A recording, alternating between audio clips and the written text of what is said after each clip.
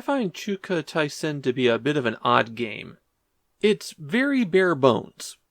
It's doing the absolute minimum necessary to be a shoot-'em-up on the Famicom in 1989. And yet, I still kind of like it. It's a game that I go back to from time to time, and the Famicom port is actually a pretty good version of it. Chuuka Taisen was initially an arcade shoot-'em-up, and it wound up getting ported to just about everything. But there's a bit of a weird quirk here. The US didn't get this version of Chuuka Taisen, because Taito released a version on the Master System, and Nintendo wouldn't allow publishers to release their games on more than one system at the time. And that Master System port was only released in the US and Europe, though it supports a Japanese-only peripheral. The Japanese title means something like The Great Wizard of China. And that's really your goal in this game. You're the Monkey King, Sun Wukong, and you're journeying to the west on your cloud, shooting up everyone on the way. When you get to the end of your journey, the wizard will give you something good. There's 6 stages in the Famicom version, which is a reduction from the arcade, though they did add a couple bonus stages. As you fly around, the B button fires your primary weapon, and the A button fires a secondary weapon if you have any. You start out with just a tiny single shot and no secondary weapon. Shooting down some formations of enemies will give you a power-up, but there aren't a huge variety of them. Collecting these will speed you up, but I never reached a point where I was going too fast. So you can keep collecting them. Collecting this icon increases your firepower by 1 step. So first your shot will double, then you'll have a triple shot, then it'll increase the damage of your bullets and you cycle through those again, and finally it becomes a crescent wave that shoots through anything.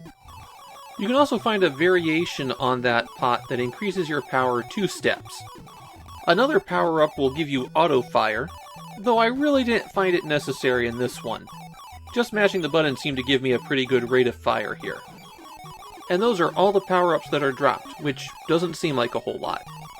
While you're flying through the stages, you'll encounter these mini-bosses that will take a ton of hits and fire a huge wave of lightning bolts at you. Killing them leaves a door behind. Go inside the door, and then you'll be presented with your choice of 4 weapons. Although the weapons vary with each door, there's some general consistency. The same type of weapon generally appears in the same spot.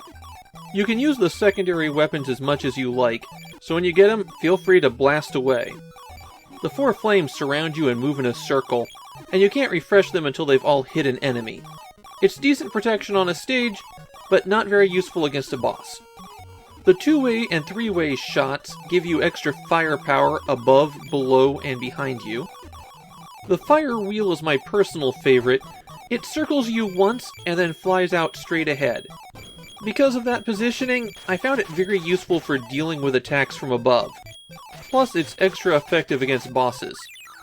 The miniature Sun Wukong shoot out at angles from you, and there's a few varieties of bombs you can drop, including these ones that bounce.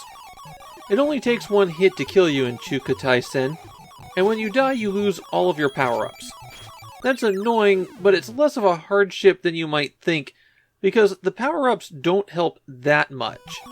They're good to have, but there's nothing that mitigates bullets or fills the screen with attacks, so it's not as though the game becomes extra difficult after you die. It's already difficult enough on its own. One of the big challenges here is that Sun Wukong is huge. He's a tall boy there on the screen, and there aren't a lot of gaps through enemy attacks, especially the lightning spreads that the larger enemies and the bosses use. You don't have to get too far in the game before enemies start getting really fast, too. They have a bad tendency to zoom in and slam right into you. Chuuka Taisen winds up being a much more difficult game than it first looks. You have 3 lives and 3 continues to complete the whole thing with, and that is going to be a real challenge. However, you could always cheat. On the title screen, hold up, left, and B, then press Start. Then press Select, then B, then Left. And you'll get this menu. You can change the difficulty level, increase your lives to 5, and turn on a feature to give you more firepower. When that's active, you pause the game and hit B, and every time you hit it, you increase your shot power by 1 level. It doesn't go all the way up to the crescent beam, but it does stop 1 level short. Now, even though Chuuka Taisen isn't a very strong shoot-'em-up, I really do love the visual style of the game. I think the monochrome backgrounds work well with the Famicom's 8-bit palette, and I like the goofy enemies. Although the bosses aren't that interesting. Chuuka Taisen wasn't wildly popular in Japan, but it did have a small, dedicated cult following. And so 20 years later, the game got a sequel on the Wii. That one was released in the US as The Monkey King, and I happen to think it's one of the better overlooked games on the Wii.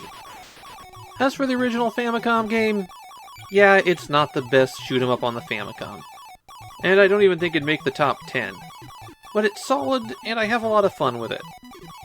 I think this is a case where the whole game is better than the sum of its parts.